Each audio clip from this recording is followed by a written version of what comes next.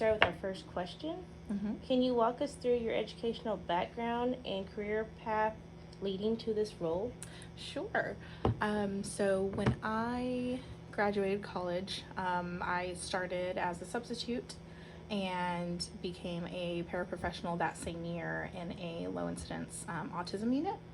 And then after that, I received my alternative certification and taught resource inclusion and co-taught as well for 5 years.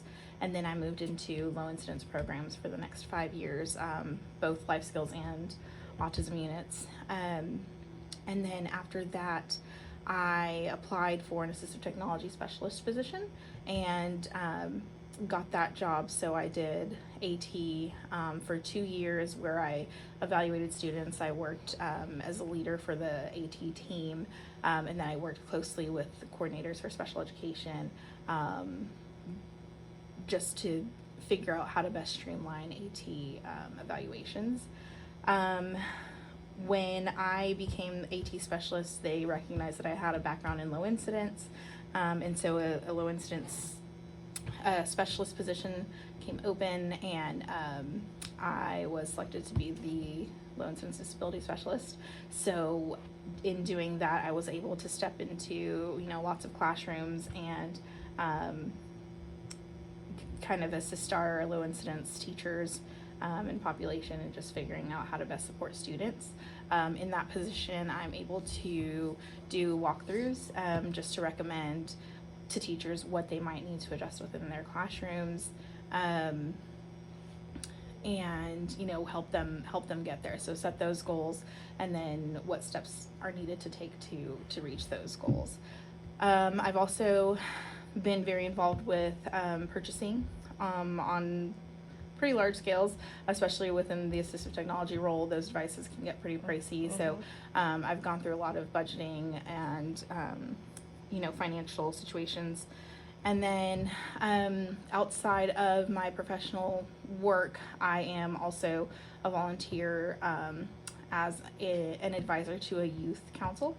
The youth council consists of about 150 high school students, and myself, along with other advisors, will come up with different ways to lead retreats for them so that they can go back to their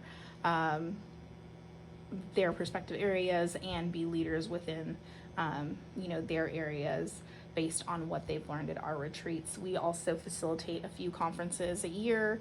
The largest one that we have is over the summer. It's generally between 2,500 and 3,500 attendance. So I've worked on all sides, logistics, students of all ages, and then especially in my last 3 years as a specialist, it's been EC all the way through 18 plus. So lots of background in leadership and education. Well, you answered a lot of my questions, so all in one. Awesome. I see. And I can expand on any of the ones that are needed. Why are you interested in becoming a principal? So I think when I left the classroom, one of my biggest goals was to be an advocate for teachers, because I remember being in the classroom and needing assistance, but a lot of people thought because my classroom was run well and I was doing the things that needed to be done that I could just kind of handle things, and so I wanted our teachers who are those exceptional teachers to also receive assistance as needed, and not kind of be forgotten about. It's kind of those kids who a lot of times we'll cater to the kids at our lowest tier, but our kids at our highest tiers need rigor and challenges too. And then when they need assistance, we can't view it as I can't help you right now because I have somebody else to help. It really needs to be that we're helping all parties. And so when I went into administration, that was kind of my focus, was to really be able to advocate for teachers, and then within a principal position I feel like I could do that for all staff members, while kind of coming in with this very inclusive mindset of our population, our low incidence population, all the way through our GT kids and general education, and really help to tie together all of that in one setting. sounds good. How do you support teachers improving instruction without creating fear or burnout? Absolutely. So lately what I've been doing, so when I currently do those walkthroughs, I will list areas needing improvement and then create a goal for each of those areas. And then the next thing that I write is action steps. So very clear steps about how to get to that goal that we want to get to. And within those action steps, I'll always include something that is like, reach out for support from this specific person so that you can get the best help out there. But I kind of look at it as a partnership where if you're not reaching that goal, what can I do to help you reach that goal? What are the resources that are available to me that you might not know about? So I look at it, that goal as something that we're working together towards, rather than here's what you need to improve. It's on you do it. So I like to just really approach things together and make people feel supported, like they have a team, like they have a support system. Right. And then get them the resources that they need, whether that's through me or through somebody else. Great answers. I'm sure lots of teachers need that support. Yeah. How do you build trust and relationships with staff, students, and families? First of all, I'm very much a people person. I kind of have that personality anyways where, I'll talk to people and we'll kind of, find similarities and go from there. But as far as, pulling in families, that's been one of the biggest things that we've been, facing lately in the world of special education in general. And I know that campuses themselves are facing that, and just how to get more involvement. So I remember one of my first years in the classroom, we had a family event where not many people came. And it was pretty well advertised. It was put out there what the event was about, but we still didn't get much attendance. So we sat down and tried to talk about some of the things that we might be able to do to up that attendance. And one of the things that I suggested was offering food, even if it's just like some sort of dessert type thing, or if it was like a little appetizer or snacky thing. And so what we did was we bought a bunch of like Mexican sweetbread. The population I worked with was mostly Hispanic, and I mean the next event that we had was just blown out of the water. And so I think figuring out what community you're in and trying to relate to them in some way, considering some of the barriers that might keep them from becoming involved, and trying to figure out how to break that down. So in that instance, it was like, hey, bring your kids, you don't need to find childcare, come, we'll feed you, you don't need to worry about your kids getting hungry or anything. Right. So I think that really opened the door. So sitting with a team of people and having just an open mindset about what people need and what they could use, I think is probably going to be the biggest way to attract community. I agree. Food always helps. Let's see. Describe how you would handle a conflict between staff members while maintaining being professional and respect. Right. So, confrontation is never fun. But I think making sure that I hear out both sides and try to come to a resolution together, making sure that parties kind of understand why, one person might feel this way, what happened, what was the root of that issue, and how do we move on from there.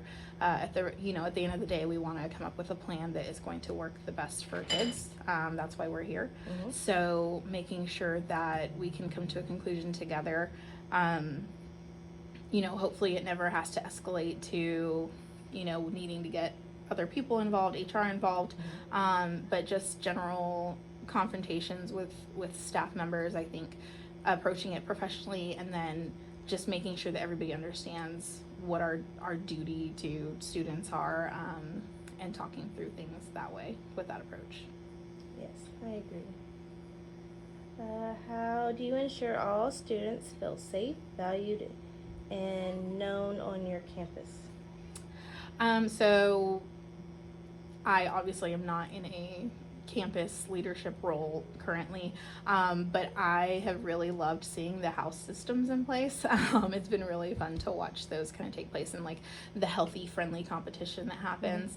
I am a big believer in recognizing achievements. So anytime that, we have students who are achieving things, even if they're small things, making sure that somebody recognizes that, whether it's a teacher, administration, that type of thing, just making sure that people are constantly calling kids out on the good that they're doing, I think can help foster the really safe environment, and then just guaranteeing that all staff know how to talk to and communicate with all students.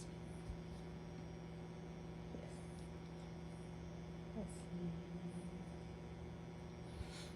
How do you support collaboration between general ed and special education staff? Awesome. This is actually kind of what I do already. So we are trying to help general education staff understand the complexities of different disabilities, so that when they're in their classroom, it doesn't seem so overwhelming to help a child who might be in class with a disability. So just giving them very practical tools that they can use. I know currently the district is pushing out this box like check-in, check-out system where you can go check out some modified accommodated work, if you have a student who might need something like that, and then return it when you need your next thing to work on. And so I think just being able to do something like that on a campus level where we have our special ed team come together and really figure out in what ways we want to, what practical ways we can push out to general education, and having them being able to implement some of the strategies that we kind of use without thinking on a day-to-day basis, and run their classrooms more effectively. So a lot of collaboration between staff members that are SPED and general education, and then just maybe having specialists come in and just train our general education staff members on what it means to work with students with disabilities. Yes, I agree, and I agree it needs to happen more often. Yeah. And often.